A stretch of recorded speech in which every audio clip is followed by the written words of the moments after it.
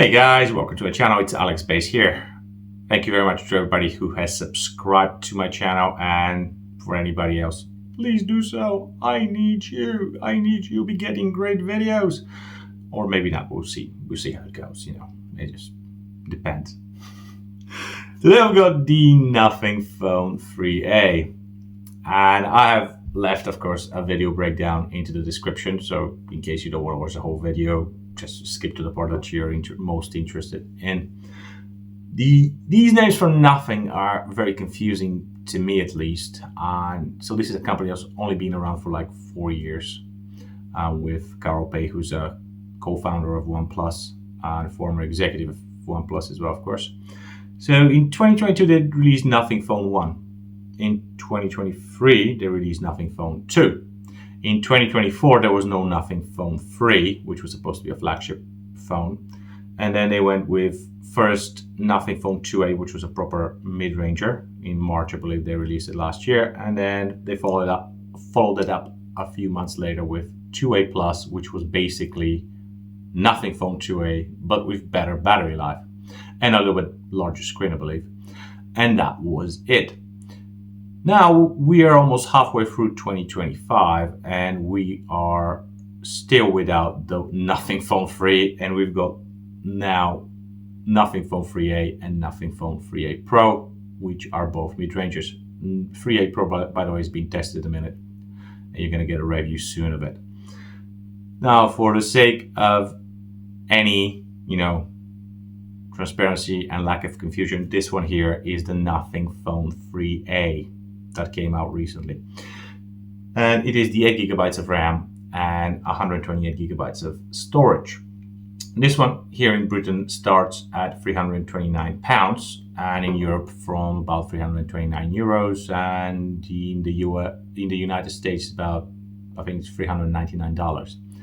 Now it goes up to 12 gigabytes of RAM, 256 gigabytes of storage, and that would be 379 quid here in Britain. And in the US, it's about $480, and in Europe, I believe, it's about 375 euros.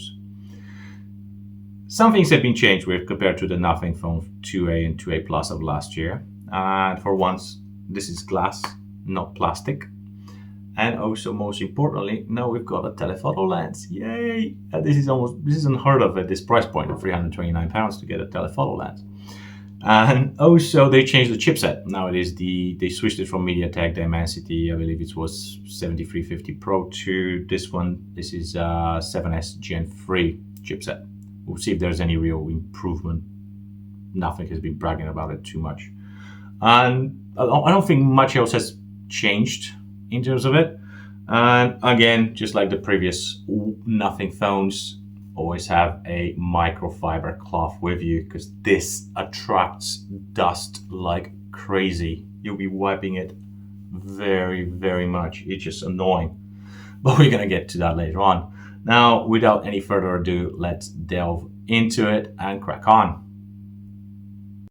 Here are the main specs of the Nothing Phone 3A, and the water and dust resistance has been improved to IP64 rating compared to the IP54 on the 2A and the 2A Plus. And the phone only weighs 202 grams, which is pretty good. In terms of design and build, we've got a Panda glass protection with a pre-applied screen protector on the front. We've got a plastic frame, and the volume rocker is on the left-hand side. And on the top, we've got 2 microphones, and on the other side, we've got a power button, and underneath it, an essential key, which we're going to talk about a little bit later on. It's a plastic frame, of course, and we've got the stereo speakers on the bottom, the charging port, and the dual SIM tray. On the back, it's covered by an unspecified version of glass. The phone is not very thick or heavy by any means, and it seems quite compact and sturdy. Now, let's kick it off with the stereo speakers. There's no Dolby Atmos support, and there's very little bass, but overall good sound.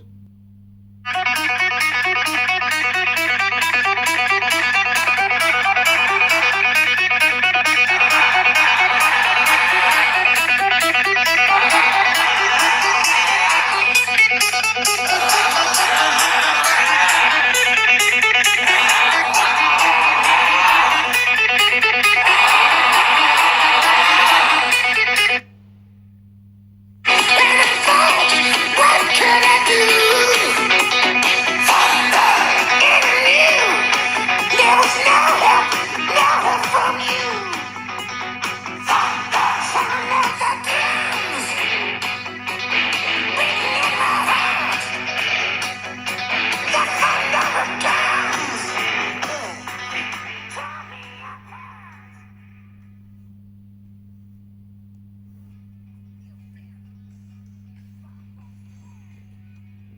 Everyday use is quite smooth actually with 120Hz screen, and also nothing OS is pretty clutter-free and bloatware-free, which is fantastic.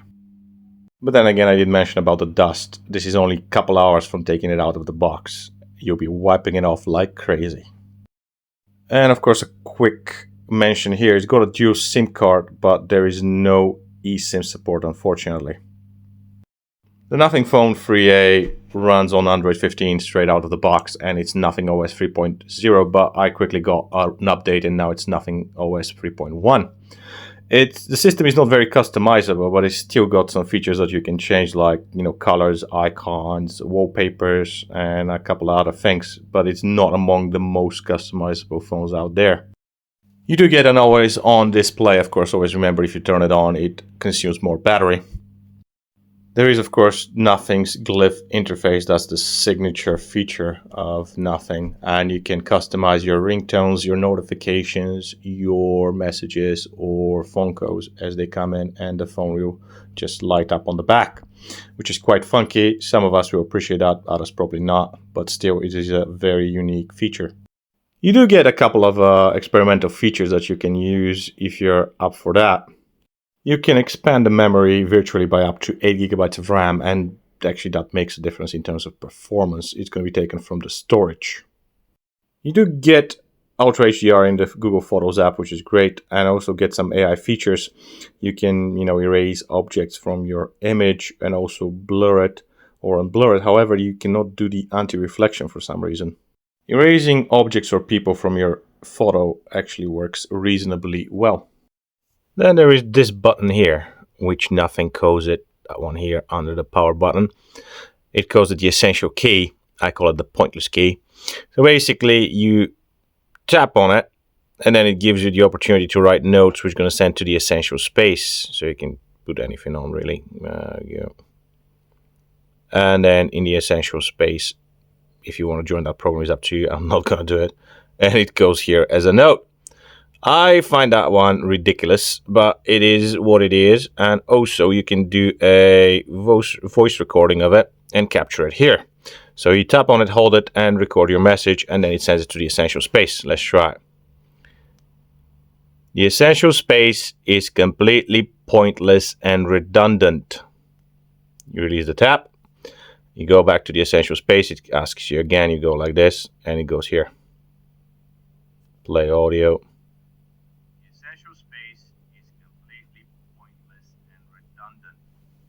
And there we go. If that's any useful to you, well, you decide for yourself. For me, it is completely useless. Moving on the display, it's only like 2 modes you can choose between: alive colors and standard. So standard is pretty much natural, and alive is vivid, saturated colors, and you can adjust the color contrast as well. The display, being OLED, is actually with deep blacks and very good colors, and also gets bright enough, and it's very usable outdoors. Of course, just to clarify, I use that one in England here, and it is usable outdoors in a sunny day in the UK. I'm not so sure if it is that usable in a very hot country. It probably is, but let's not speculate too much. In any case, it's a very good screen, and it is HDR10 Plus certified, so you do get a lot of help with the shadows and the highlights in the content you choose to watch. Whether that's sports or animation or movies or TV shows, you won't be disappointed with the performance of the display. The phone does not support Dolby Vision, but then again, it wasn't expected to support it at this price point. Now let's talk about the refresh rate. You do get 3 modes: dynamic, high, and standard. So let's start with the high one. It's 120 Hz when you're in the interface and when you are browsing in Google Chrome. You do get 120 Hz when you're watching videos in PIP mode, by the way, but when you turn it into full screen, it goes down to 60 Hz. And you also get 60 Hz in Google Maps. When you choose the dynamic mode, it gets a little bit interesting. And you do get 120 Hz into the interface. However, when you're browsing, it goes down to 90 Hz. When you watch videos in PIP mode, again, it's 90 Hz. And when you watch them full screen, it goes down to 60 Hz. But I've seen that behavior on many other Android phones.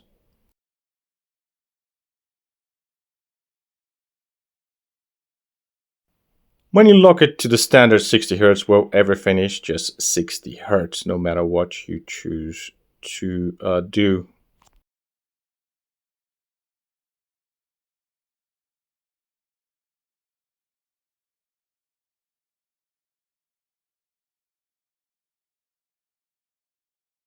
Things are a bit curious when it comes to gaming though. I got 60 Hz out of Asphalt Legends, and that was expected. I got 60 Hz out of Call of Duty, and that was expected too. However, in PUBG I got 90 Hz, which is pretty pleasant surprise. I expected 60 Hz there as well.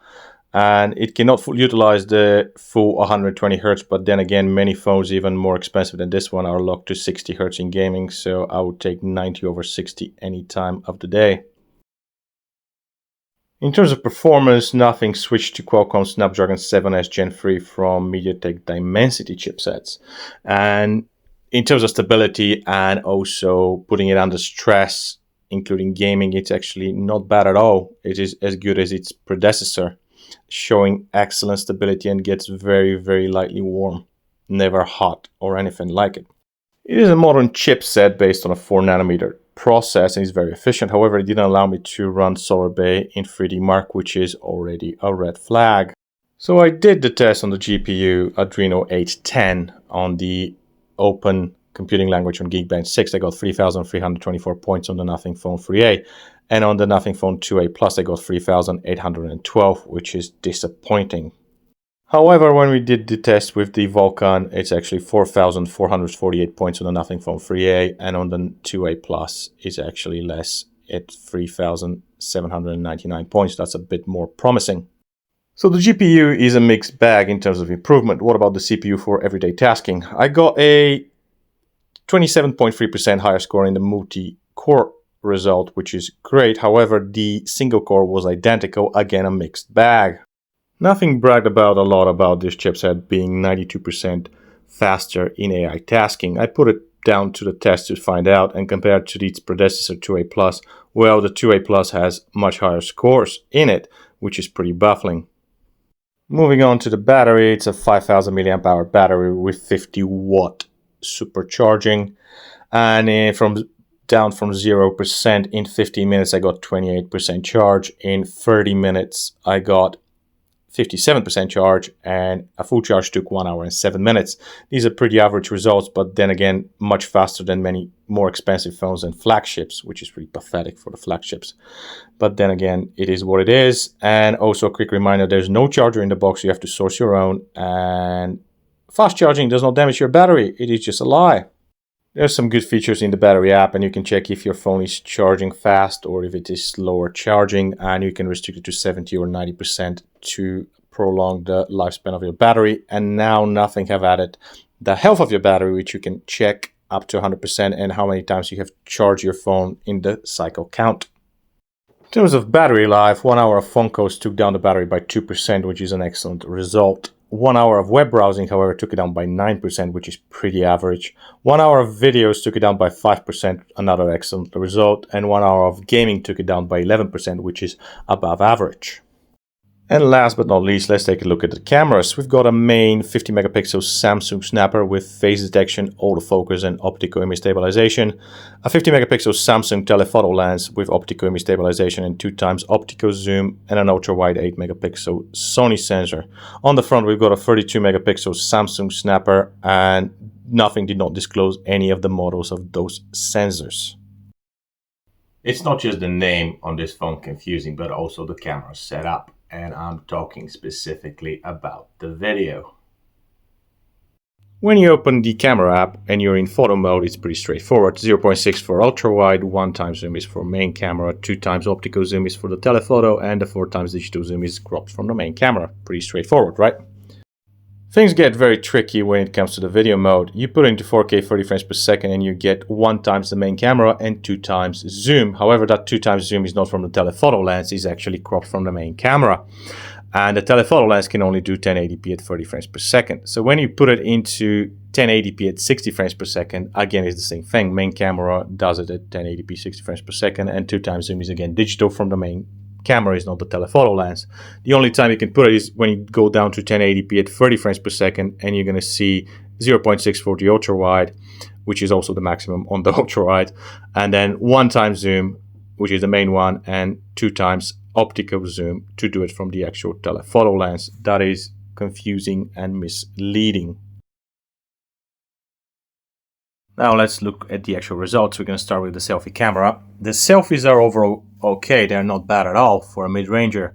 And the quality is solid and the subject is not that detailed, but the separation of it in portrait mode is excellent. And also the colors are a bit off occasionally. It's a bit inconsistent, but still in this price range, those selfies are one of the better ones.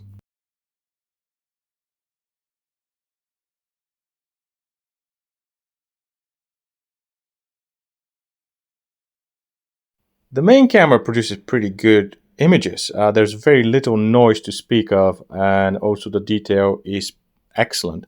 The colors are a bit off, but that is to be expected at this price point. The dynamic range is well wide, and also the contrast is fine too. So yeah, overall these pictures are pretty good. The 8 megapixel shots are surprisingly good. They're with nice detail and also nice colors. I was a bit surprised by it in a very good way. And I suspect this is the 8 megapixel Sony IMX355, but that's just me. I've seen that one on other phones and with similar quality. Now, the 2 times optical zoom is pretty good and it is pretty usable in daytime at least. The 4 times digital zoom also is pretty usable as long as there's enough light. Specifically talking about, of course, the 2 times zoom from the telephoto lens, the images are pretty clean, the colors are very nice, and there is no noise to speak of in daytime at least, and they produce better results than the 4 times digital zoom that's cropped from the main camera. Again, the 4 times zoom is very usable during the day. The night selfies are actually quite good on the Nothing Phone 3a, surprisingly good to me. They're better than much more expensive phones I have used and tested. And the colors are very nice and accurate. There's also a great separation of the subject, again in portrait mode, and the contrast and the detail are spot on. As a matter of fact, the night selfies on this phone are probably better than the daytime selfies, which is a bit of a paradox.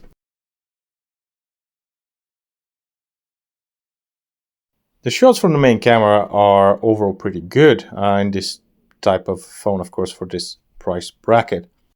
The detail is okay. Of course, it is lacking in certain situations, but it's inevitable at this price point. However, the colors are nice and accurate, and also there's very little noise to speak of. The dynamic range is also okay. The shadows and the highlights are managed pretty well. The ultra-wide shots, as expected, are not that good at all. They're pretty soft, and also the dynamic range is average, and the contrast is not that good. However, in well-lit areas, you can get usable images, which is not that surprising, but still, I would suggest you don't use it at night. The 2 times optical zoom shots from the actual telephoto lens, of course, are actually pretty good. Just like during the day, the detail is good, the colors are nice, the dynamic range is wide, the highlights and the shadows are well managed, and yes, they're very usable at night as long as you got enough light, of course, in them. The 4 times digital shots from the main camera, however, I suggest you don't use them at night. The images are lacking in detail and in high dynamic range, as well as colors are awful and they're very dark. So 2 times zoom, yes. 4 times zoom at night, no.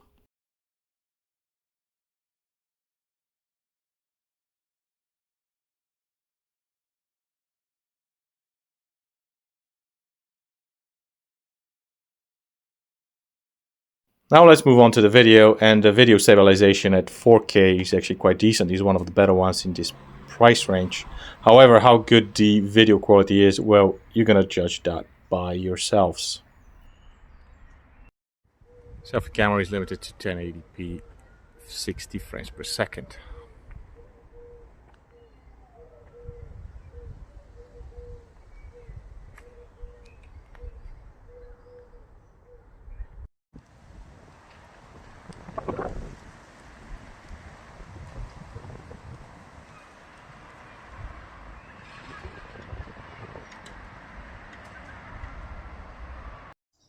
That is ultra wide 1080p at 30 frames per second, unfortunately. the maximum you can get out of this sensor.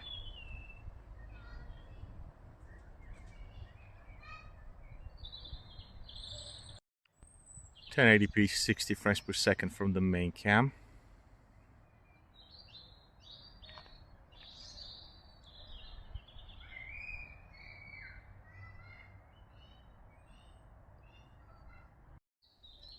"4K 30 frames per second from the main camera.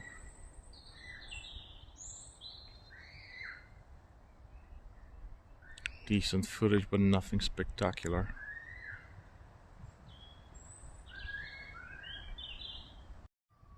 This is 4K 30 frames per second, and it is 2x zoom.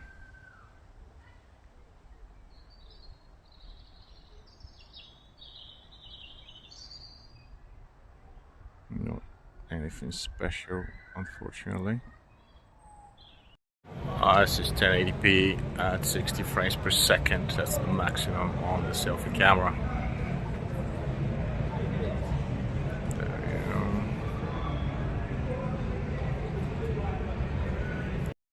1080p 30 frames per second from the ultra wide.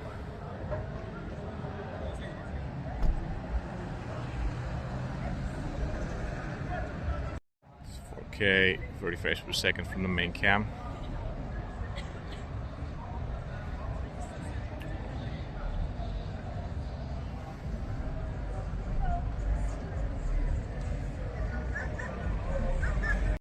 Okay, 30 frames per second from the 2x zoom.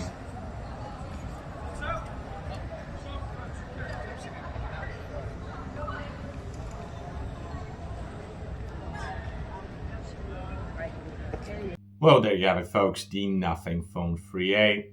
Overall, it's an improvement compared to its predecessors 2A and 2A Plus, with the exception of the battery life. It's a solid battery life, but the web browsing could be better, and the gaming is pretty much about average, really. And the rest is good. Also, now you do get longer security support. You get 3 years of software and 6 years of security patches compared to 4 years of security patches and 3 years of software updates on the 2A and 2A Plus. Also, that camera, this is the highlight pretty much. It's got a telephoto lens, which is exceptional at this price point. The camera performance overall is not too bad. It's not great. It's not flagship level or anything, but then again, it's a mid-ranger. We should not be too critical of it. And the IP64, of course, for durability. And decent stereo speakers, not a bad screen. And for the asking price, this is overall a good phone. Is it good enough for you? Well, at the end of the day, you decide. Thank you very much for watching, and see you next time. Ciao!